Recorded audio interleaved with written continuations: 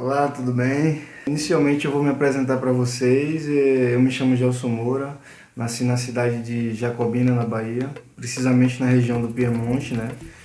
Sou cineasta, jornalista e produtor cultural pela Universidade Federal da Bahia e em meu currículo eu acumulo diversas experiências na área audiovisual, com trabalhos diversos realizados em distintos setores, desde a produção, a direção de fotografia, quanto a técnico de som também, em vários trabalhos. Já trabalhei em filmes de longa, média, curta-metragem, já fiz documentários, séries, campanhas políticas e viajei pela América Latina documentando 9 países e até hoje faço jobs em publicidade. Atualmente sou diretor da Paiaiá Filmes, que é a minha produtora pessoal e que atualmente eu atuo na região aqui do Piemonte. Bem, o nosso curso aqui vai se dividir em 2 etapas, né? Mas inicialmente eu vou falar um pouco sobre o papel da figura do técnico ou diretor de som, né? Quem é esse profissional aqui que está no mercado e qual a sua função dentro de uma produção audiovisual, né? Em um set de gravações, o profissional responsável pela captação do som em cena é o que chamamos de técnico de som, ou o que popularmente chamamos no set de técnico de som direto, né? Ou diretor de som. Mas pensa assim, o que é som direto então? Por que som direto? E o que seria som direto, né? O som direto é a maneira que nos referimos aos sons captados durante o momento da gravação da cena, independente da forma como eles foram captados, seja através da própria câmera ou de um aparelho separado. O som direto tem sempre o objetivo de captar todos os sons ocorridos durante a gravação, para que as vozes se tornem audíveis e os objetos produzam sons reais. Sempre vai ter um ruído, sempre vai ter um diálogo, sempre vai ter algo relacionado à cena, mesmo que seja o próprio silêncio. Até o próprio silêncio seria um som dentro da cena, né? Então, dentro de uma cena com diálogo e ruídos para a captação do som ambiente, o técnico de som direto vai estar presente nos diálogos e nos sons envolvidos na cena, como uma porta abrindo ou os barulhos de pés andando pelo chão, né? Sempre vai ter algo além do som do diálogo também para dentro de uma cena, né? Bom, a gente tem uma cena com 5 atores, né? 2, 4, 6 atores e numa mesa com movimentação de entra e sai, né? Vários eixos, 2 eixos principais assim e vários cortes no meio. Pois é, todos os atores estão com microfone sem fio e eu tenho 2 microfones aéreos que estão no boom.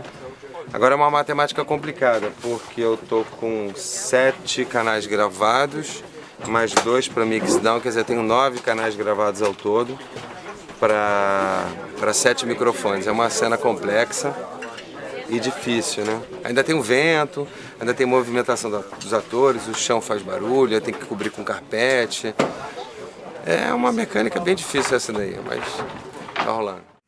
Bem, pessoal, acabamos de ver esse vídeo aí em que o Paulo Ricardo mostra pra gente o trabalho dele enquanto técnico, diretor de som, né? Que ele faz esse desenho da cena em que ele tem 6 atores, nos quais ele bota todos eles microfonados, utiliza 2 booms e além disso, ele ainda busca passar pra gente algumas informações a mais, né? Que ele fala que vai usar tapete, né, para abafar, além do famoso cachorro, né, ou a Priscila que se põe no boom ali, que a gente já viu em 2 booms que ele está utilizando além dos microfones lapelas, né, que ele lapelou os atores. Então, além dos microfones condensadores ali, lapela que ele está utilizando mais 2 booms, né, para poder fazer a segurança ali. Então, ao todo, mais ou menos de 8 a 9 canais ele está utilizando ali e passando pra gente essa informação além do que ele falou. Não sei se eu vou botar tapete e tal, para poder encobrir o vento, porque o importante para ele naquele momento é ter o diálogo, né?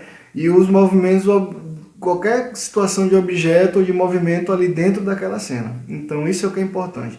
Depois que vai ser inserido ruídos e outras coisas mais com o som ambiente, o som externo, então essas coisas podem ser feitas na pós-produção, mas inicialmente para ele um perigoso ali, o que ele está se preocupando naquele momento ali é com o diálogo, com pegar todos aqueles ambiência que acontece dentro daquela cena ali em específico. Então Paulo foi bem tranquilo em mostrar pra gente ali o trabalho do técnico de som direto bem dentro daquela cena ali, tá bem específico, bem direcionado. Para chegar a esse desenho da cena, o diretor técnico de som para qualquer tipo de produção audiovisual ele vai ler e estudar o roteiro técnico da obra e a partir dela fazer o desenho objetivo do roteiro técnico do som.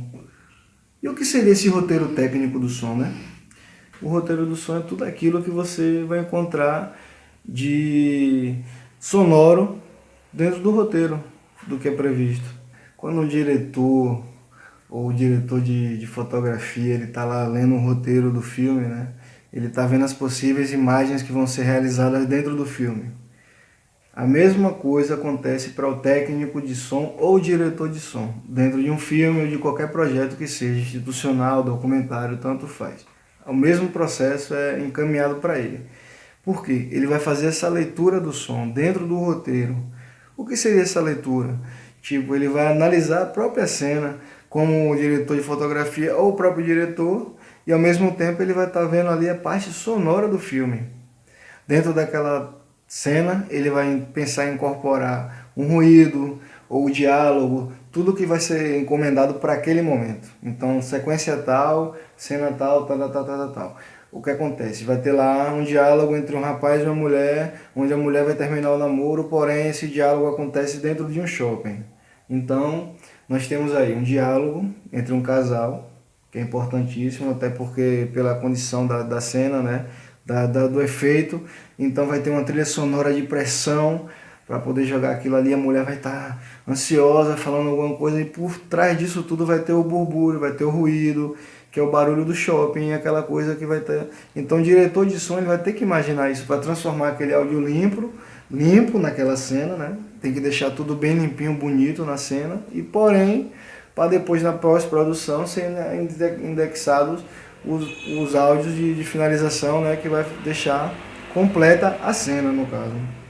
Então, pensando dessa forma, isso seria estudar um roteiro, né, de forma do diretor de som estudando o roteiro. Ele está lendo o roteiro da forma sonora. E são vários exemplos que eu posso dar também de outro tipo de cenas de forma aberta, ambiente fechado, independente disso. Se eu estou no ambiente aberto, passa um avião, a gente nem vê o avião, mas o som pode passar por a gente. Passa pela nossa cabeça e a gente não vai ver nenhum avião, porém o som vai estar ali. Então isso é estudar o roteiro de uma forma sonora, então trazer ambiência, né? Se eu estou falando disso porque a conversa pode ser na frente de um aeroporto, porém a gente não precisa ver os aviões, basta ouvir os aviões, vamos saber, tendo um nome ali, airport e tal, não sei o que, o aeroporto, todo mundo vai imaginar porque tem um barulho de avião passando. Então isso é uma pós-produção, isso é entender o roteiro do som, isso é estudar o som, né? E captar diversas formas. Então, mais uma vez, eu vou dar outro exemplo aqui, vou passar esses videozinhos para você dar uma olhada na como é ver o roteiro do som dentro dessa história. Então, vamos lá.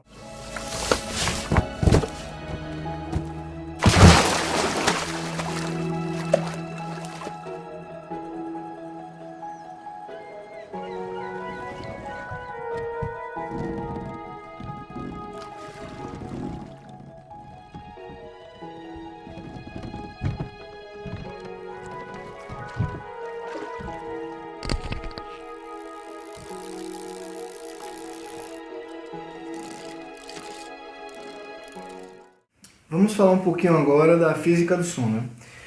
O som ele se movimenta por ondas, ondulações, ondas sonoras, que tem variações de frequências. Existe aquela frequência que a gente conhece, né? Aquela famosa frequência que nosso ouvido não consegue ouvir, a partir daí só os cachorros. A gente mede as frequências em decibéis, né? O áudio se mede em frequência de decibéis, mas vamos pensar na física do som, como eu falei, nas ondas, as ondulações sonoras.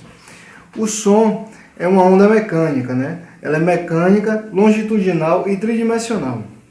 Por que o som é uma onda mecânica, né? Então, a onda sonora precisa se propagar e ela precisa de impulso para essa propagação, né? O que é relativamente o trabalho das nossas cordas vocais, né? Que elas vibram com frequências que a natureza interpreta, traduzindo o movimento do ar, do vento e até das paredes, pois as ondas também precisam de elementos para toda e qualquer propagação, já que ela não se propaga no vácuo, então ela pode bater, a chamada reverb, ela bate e volta, né? Então as ondas estão sempre no ar, então elas são mecânicas porque elas se propagam, né? Porque elas precisam de impulso. O som também é longitudinal, isso porque as ondas sonoras não se propagam como as ondas do mar, elas não fazem aquelas ondulações típicas das ondas do mar. O som ele se propaga por ondas, mas ele tem certas angulações a se fazer dentro da propagação. Nesse momento eu estou falando aqui, eu vou virar para lá, o som vai ficar aqui e o som principal está aqui. O som principal está aqui agora e o som principal está para lá. Mas ele vai ser sempre longitudinal, porque a propagação vai ser sempre paralela à vibração, ou seja, sempre direcionada ao estado de vibração ou o impulso. E o som também não deixa de ser uma onda tridimensional, porque ela se propaga em todas as direções e dimensões possíveis.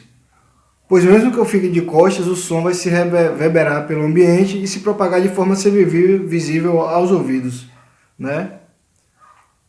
Mesmo que eu fique de costas, e todo esse som ele vai ser ouvido e escutado em todo o ambiente de forma que seja tridimensionalmente falando. Então o som ele é mecânico, longitudinal e tridimensional, né? Essa é a física do som. E agora, dentro dessa perspectiva que já vimos o trabalho do técnico de som, o roteiro de som e a física dentro do som, podemos agora pensar quais tipos de microfone e cápsulas vamos utilizar para cada cena em específico, né?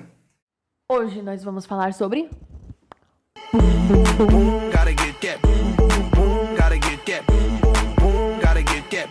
é boom, não é asa. Existem dois tipos básicos de microfone no mercado de trabalho, né? Os dinâmicos e os condensadores. Os microfones dinâmicos são aqueles microfones que possuem uma bobina, né, com a cápsula de bobina, na qual você precisa encostar um pouco mais para poder falar e ter com que a cápsula trabalhe relacionada à propulsão da sua voz, das cordas vocais, né? Vai forçar aquela cápsula a trabalhar.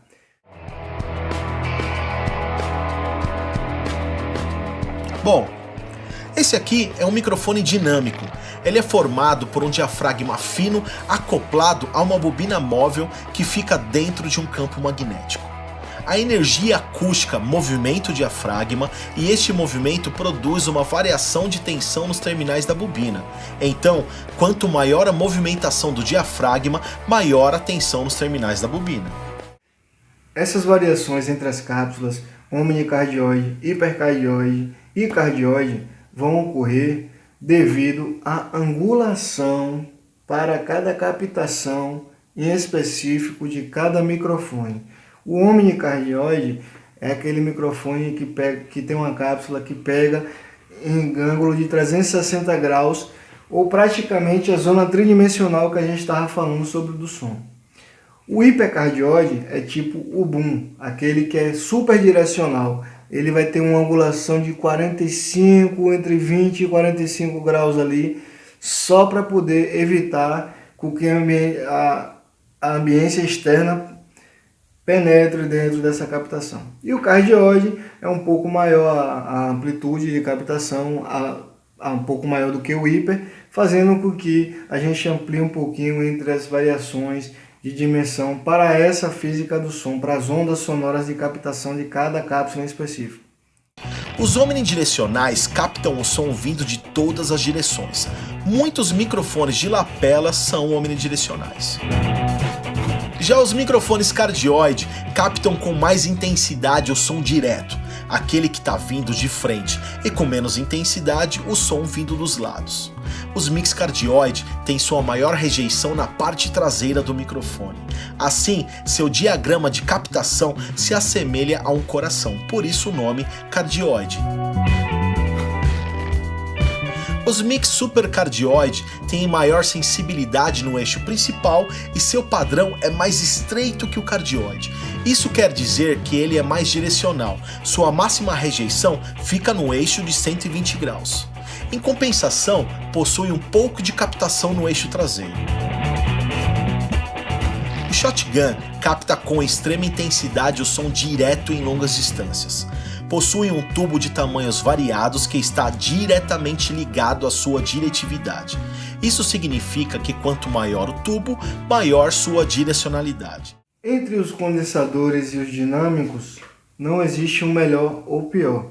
Na verdade, cada uma dessas cápsulas vão servir para um momento específico do qual se esteja programado, a depender do estudo técnico do roteiro de som. Dá-se a compreender como construir aquela produção para a cena. Então vamos dar por encerrada essa aula nossa de captação, já que a gente aprendeu um pouquinho sobre o microfone, o trabalho do roteiro técnico do diretor de som. E agora a gente vai dar entrada no nosso próximo projeto, que é trabalhar a trilha sonora dentro do Audacity e dos programas disponíveis que tem no mercado. E a gente vai encerrando nossa aula por aqui. Eu espero que você tenha gostado e manda mensagem pra gente. E qualquer dúvida vamos estar à disposição na nossa live, né? Mas se você diz assim, ei professor, mas como é que eu vou gravar se eu não tenho um microfone, um gravador de qualidade e tal? O que é que eu vou fazer? Então, eu vou mostrar para vocês aqui a praticidade que é do cinema, né? Utilizando a nossa tecnologia, minha vara boom. E esse aqui é meu microfone omnidirecional. E é ele que está fazendo a minha captação atual. Então, para vocês um exemplo prático, bem simples, e como captar. Valeu? Muito obrigado!